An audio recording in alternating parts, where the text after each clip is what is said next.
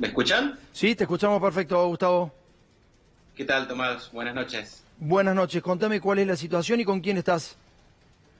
Sí, vale. Justamente para contarte un poco cómo estamos viviendo aquí en España, específicamente aquí en Barcelona, todo esto del coronavirus.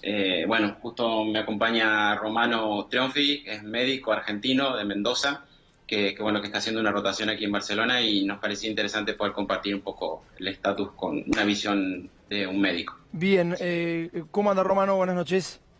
Buenas noches, ¿cómo va? Cuénteme cómo se está viviendo esto en Barcelona. Bueno, justo a propósito, yo estoy en el hospital del Clínic, que es el hospital donde hizo el primer diagnóstico del caso de coronavirus acá en Barcelona.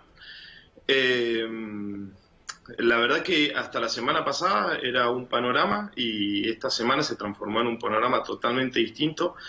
Todo empezó cuando Madrid decidió cerrar, digamos, los colegios y acá en Barcelona realmente fue un estallido de diagnósticos y los hospitales cabeceras en la región están empezando a saturarse. La verdad que si bien el mensaje que hay que llevar es no preocuparse de más, pero es ocuparse, digamos. Realmente la situación en esta semana el cambio fue bastante brusco. ¿Y por qué? ¿Por qué cree que se produjo tan rápidamente el cambio? Empezamos hace una semana atrás con un diagnóstico, dos diagnósticos, hablando con el servicio de infectología, algo totalmente calmado, regulado, con salas, con espacios en las unidades de terapia intensiva, y la verdad es que el número se empezó a incrementar de diagnóstico día a día. Al principio el screening, más o menos como estaba escuchando que está hablando el ministro, empezó con un screening, lo que se está haciendo ahora en Argentina, que se hacía diagnóstico a pacientes que eran con síntomas obviamente, pero que venían directo de Italia, o pacientes que obviamente habían estado en China. La realidad es que empezaron a haber pacientes que no habían estado en Italia y sin embargo empezaron a haber sospecha y el protocolo fue cambiando día a día. Esto hasta hace 3 días atrás, 3, 4 días atrás, solamente eran pacientes que viajaban de Italia y cuando empezaron a abrir un poco el panorama hay pacientes que han viajado desde Madrid y ya sin embargo que es la comunidad acá que más pacientes positivos tiene. Realmente el diagnóstico acá se empezó a elevar abruptamente y ya España en total ya tiene casi 3.000 infectados. Doctor, empezaron muy relajados los españoles cuando empezó a surgir el coronavirus, digo, se relajaron mucho en la sociedad y de golpe usted me dice que de un día para el otro empezaron a llegar en masa. ¿Por qué se relajaron tanto? ¿Por qué el Estado se relajó tanto?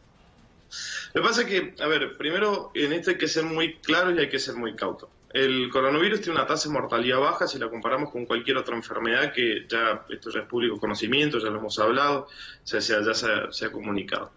En Italia también pasó exactamente lo mismo. La curva de ascenso en Italia fue hace 2 semanas, donde había hasta te tomaba la temperatura en el aeropuerto, porque justo tuve que viajar y te tomaba la temperatura cuando entrabas a Italia. Y la realidad es que uno se empezó a encontrar con que empezaba a haber aumento de pacientes y recién hace una semana cerraron las clases. Claro.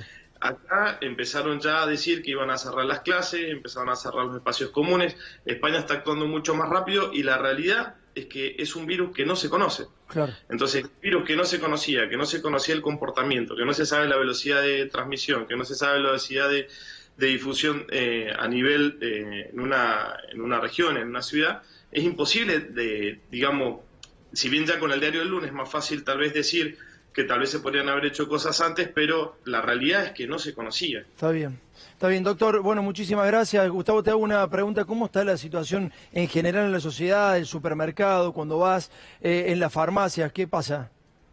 Sí, no, hay un poco de caos. La verdad que es un poco caótico porque el comportamiento de la gente y ahora estos últimos días aún más, a nivel laboral también, todos trabajando desde casa y principalmente los supermercados. La verdad que uno va después del mediodía al supermercado y no encuentra nada. Realmente saqueados, por así decirlo, Claro. pero no como comportamiento de saqueo, pero sí, no encontrás nada.